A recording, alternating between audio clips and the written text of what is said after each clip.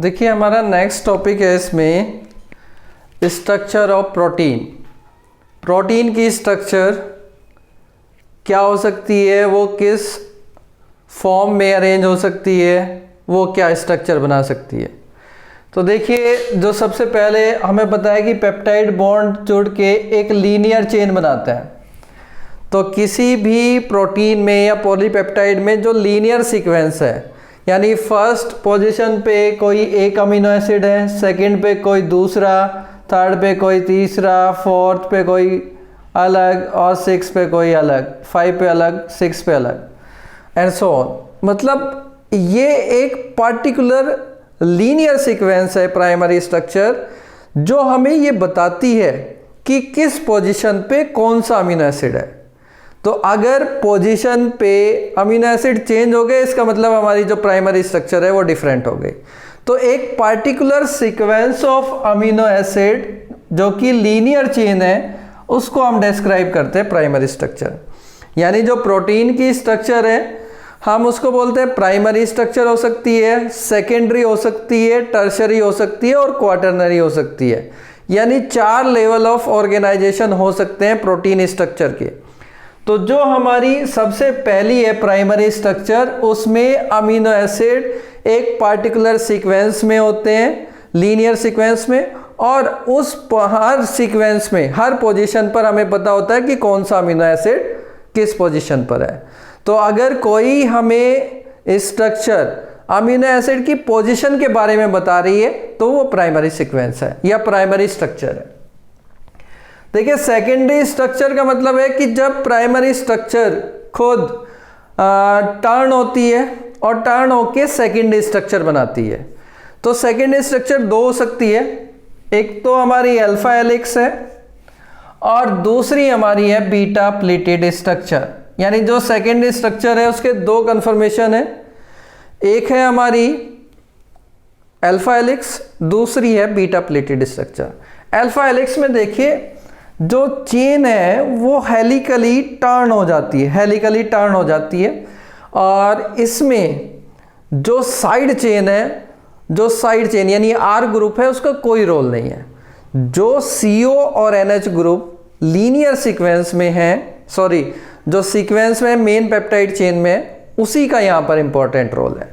देखिए जो first amino acid है उसका जो CO ग्रुप है, यानी हम पहले तो देख लेते हैं, सपोज ये अमीनो एसिड 1 है, ये यहाँ पर 2 है, ये 3 है, ये 4 है, ये 5 है, ये 6 है, ये 7 है।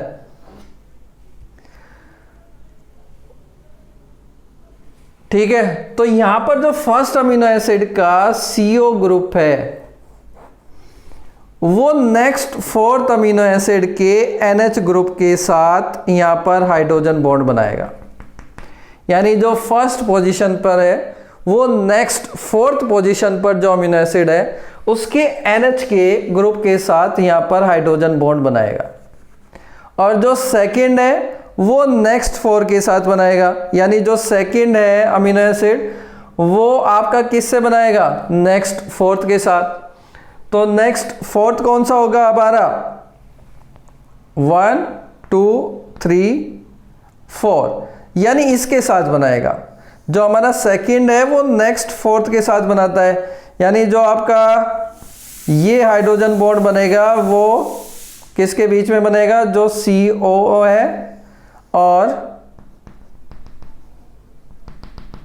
यहां पर जो NH है।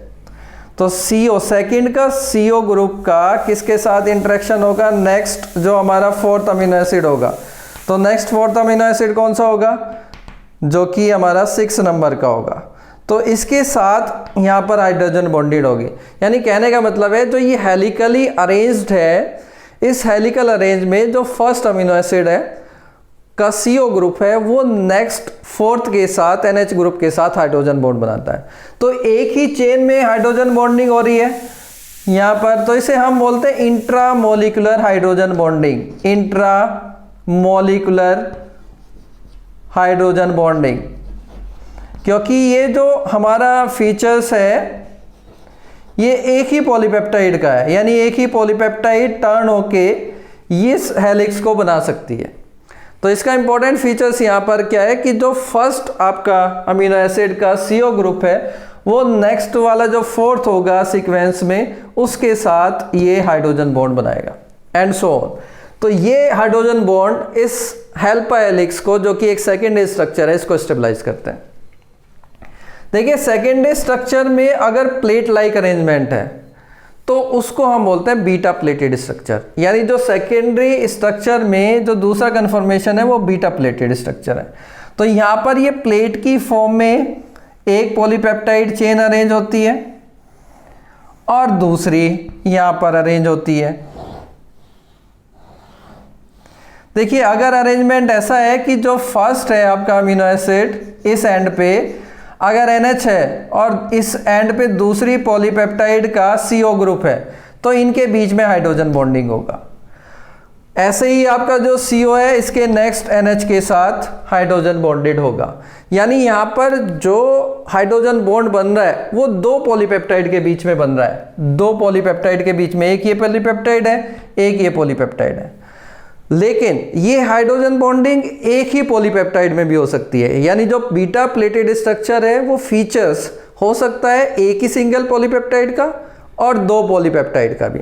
सिंगल पॉलीपेप्टाइड में भी क्या होगा, वो भी ऐसे टर्न होके यहाँ पर बीटा प्लेट लाइक स्ट्रक्चर बना सकती है और यहाँ पर इस पर अगर इस पर्टिकुलर पोजीशन पर NH है और इसके सामने CO है तो यहाँ पर भी हाइड्रोजन बॉन्ड बन जाएगा।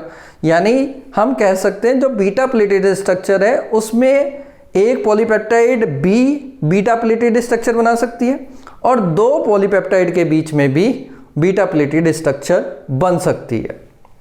यहाँ पर देखिए जो ये एंड है, ये एंड आपका N एंड है क्योंकि NH सबसे पहला है और यहाँ पर जो आपका है यहाँ पर भी N एंड है, ठीक है।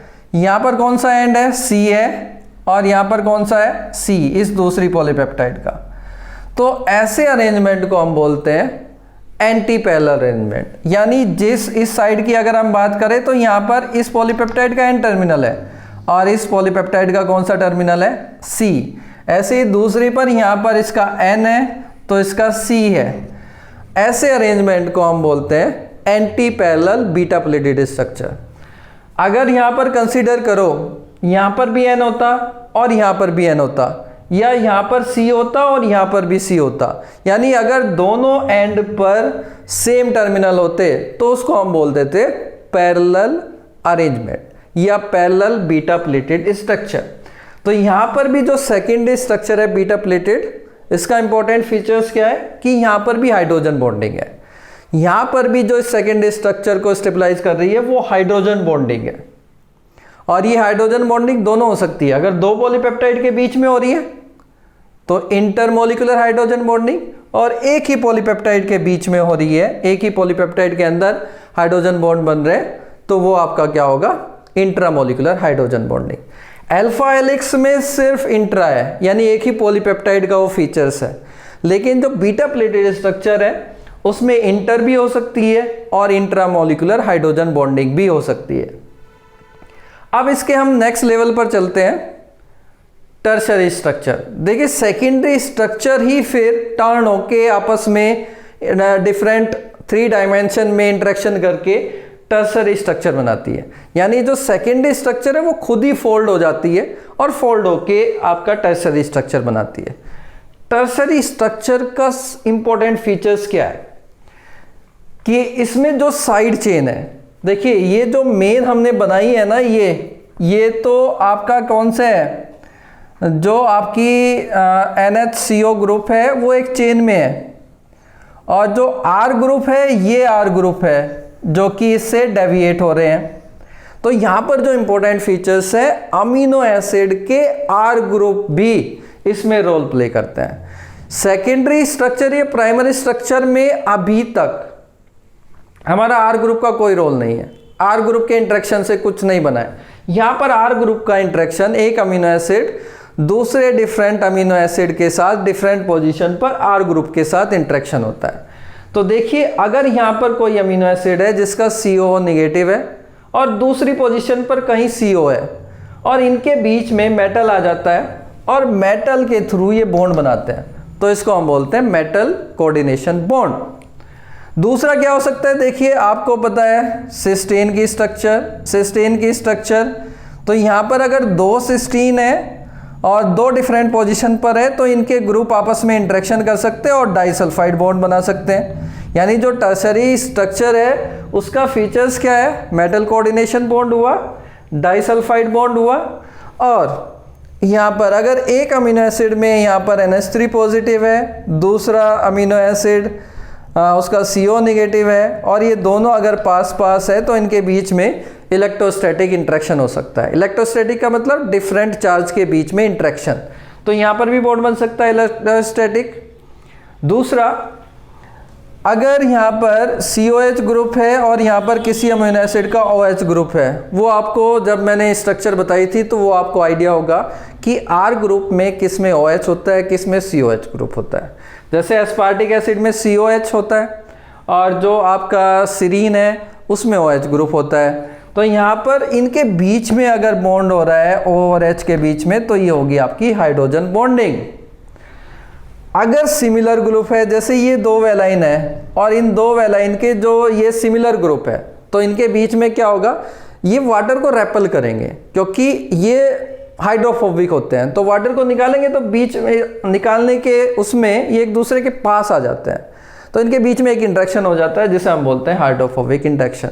यानी जो हमारी टर्शियरी स्ट्रक्चर है उसमें ये सारे बॉन्ड फॉर्मेशन हो सकते हैं। प्राइमरी स्ट्रक्चर में क्या था, प्राइमरी स्ट्रक्चर में तो मेन हमारा पेप्टाइड बॉन्ड ही था। अब सेकेंडरी स्ट्रक्चर में आ जाओ तो सेकेंडरी स्ट्रक्चर में आपका जो एक्स्ट्रा बॉन्ड बन रहा है वो हाइड्रोजन बॉन्ड बन रहा है। यानी जो सेकेंडरी स्ट्रक्चर है वो हाइड्रोजन बॉन्ड वो उसको स्टेबलाइज कर रहा है दोनों में। टर्शरी स्ट्रक्चर में हाइड्रोजन बॉन्ड के अलावा मेटल कोऑर्डिनेशन बॉन्ड भी है, हाइड्रोफोबिक बॉन्ड भी है, डाइसल्फाइड बॉन्ड भी है, इलेक्ट्रोस्टैटिक इंटरेक्शन भी है और हाइड्रोजन बॉन्ड भी है। और एक और फोर्स होता है वान डेर वाल फोर्स, वो भी यहाँ पर अमीनो एसिड के बीच में होता है। तो ये सारे फोर्सेस उसको स्टेबलाइज करते हैं। और जनरली ये जो सारे फोर्स होते हैं डाइसल्फाइड बॉन्ड को छोड़ के सारे नॉन कोवेलेंट बॉन्ड होते हैं। तो जो हम टर्शरी स्ट्रक्चर को स्टेबलाइज करने की बात करेंगे तो टर्शरी स्ट्रक्चर को मोस्ट ऑफ हमारा दोनों टाइप के जो बॉन्ड है वो स्टेबलाइज करते हैं, नॉन कोवेलेंट भी और कोवेलेंट बॉन्ड भी। ठीक है, अब नेक्स्ट है हमारी स्ट्रक्चर क्वाटरनरी स्ट्रक्चर। देखिए ये सारे फीचर्स सिर्फ एक पॉलीपेप्टाइड के भी हो सकते हैं। यानी पॉलीपेप्टाइड का एक पार्ट लीनियर सीक्वेंस प्राइमरी है, उसका एक पार्ट सेकेंडरी बना सकता है और सेकेंडरी फर्दर फोल्ड होके टर्शरी बना सकता है। यानी एक सिंगल पॉलीपेप्टाइड के अंदर ही तीनों स्ट्रक्चर हो सकती है, प्राइमरी भी, सेकेंडरी भी और टर्शरी भी। लेकिन अगर हम क्वाटरनरी स्ट्रक्चर की बात करते हैं तो क्वाटरनरी स्ट्रक्चर में हमारा कहते हैं कि एक से ज़्यादा पॉलीपेप्टाइड होने चाहिए और उन एक से ज़्यादा पॉलीपेप्टाइड के बीच में जो इंटरेक्शन हो रहा है उससे इंटरेक्शन होके हमारी क्वाटरनरी स्ट्रक्चर बनती है। देखिए नेक्स्ट और जो फाइनल हमारा क्वाटरनरी स्ट्रक्चर है प्रोटीन की, प्राइमरी सेकेंडरी टर्शरी हम एक्सप्लेन कर चुके हैं। क्वाटरनरी फीचर्स है एक से ज़्यादा पॉलीपेप्टाइड का, यानी 2 पॉलीपेप्टाइड भी हो सकते हैं, 3 भी हो सकते हैं, 4 भी हो सकते हैं या उससे ज़्यादा भी हो सकते हैं। तो जैसे ये एग्जाम्पल हमने दिया हीमोग्लोबिन का। देखिए हीमोग्लोबिन एक आपकी आरबीसी में पिगमेंट है जो कि ऑक्सीजन को कैरी करता है। तो हीमोग्लोबिन की खुद की स्ट्रक्चर देखें तो वो प्रोटीन पार्ट भी होता है उसमें और उसमें 4 पॉलीपेप्टाइड होती है। तो ये 4 पॉलीपेप्टाइड ना आपस में इंटरेक्शन करती है नॉन कोवेलेंट फोर्सेस जनरली या मोस्टली, और करने के बाद इसको स्ट्रक्चर को एक स्टेबलाइज करती है। तो वो स्ट्रक्चर हमारी कहलाती है क्वाटरनरी। यानी क्वाटरनरी स्ट्रक्चर का इंपॉर्टेंट फीचर्स है कि एक से ज़्यादा पॉलीपेप्टाइड होनी चाहिए। अगर मैं कहूँ कि हीमोग्लोबिन क्वाटरनरी स्ट्रक्चर का एक एग्जाम्पल है तो इसका मतलब ये नहीं कि इसमें प्राइमरी नहीं है, सेकेंडरी नहीं है, टर्शरी नहीं है। एक सिंगल पॉलीपेप्टाइड को आप कंसीडर करोगे इसकी तो उसमें प्राइमरी भी होगी, सेकेंडरी भी होगी, टर्शरी भी होगी। ऐसे ही इसको आप कंसीडर करोगे दूसरी पॉलीपेप्टाइड को तो उसमें भी तीनों होगी। लेकिन जो क्वाटरनरी स्ट्रक्चर है वो हम फीचर्स किसका बता रहे हैं कि एक से ज़्यादा जो पॉलीपेप्टाइड का इंटरेक्शन है वो क्वाटरनरी है। और एक के अंदर तो तीनों हो सकती है, प्राइमरी भी हो सकती है, सेकेंडरी भी हो सकती है, टर्शरी भी हो सकती है। तो ये हमारा एग्जाम्पल, जैसे एक तो इम्पोर्टेंट एग्जाम्पल है हीमोग्लोबिन, दूसरा एग्जाम्पल है एंटीबॉडीज़, जो आपकी बॉडी में पार्टिकुलर प्रोटीन्स बनती है किसी पैथोजन को रिमूव करने के लिए, या आपका डिफेंस सिस्टम उसको बनाता है ताकि पैथोजन को रिमूव कर सके। तो वो एंटीबॉडीज़ भी, उसमें भी 4 पॉलीपेप्टाइड होती है और वो भी क्वाटरनरी स्ट्रक्चर में आ सकती है। ठीक है, तो इतना हमारा एक्सप्लेनेशन हुआ प्रोटीन स्ट्रक्चर का। फिर इसमें हम नेक्स्ट देखते हैं कि इसके फंक्शन क्या है, प्रोटीन्स क्या क्या फंक्शन कर सकती है।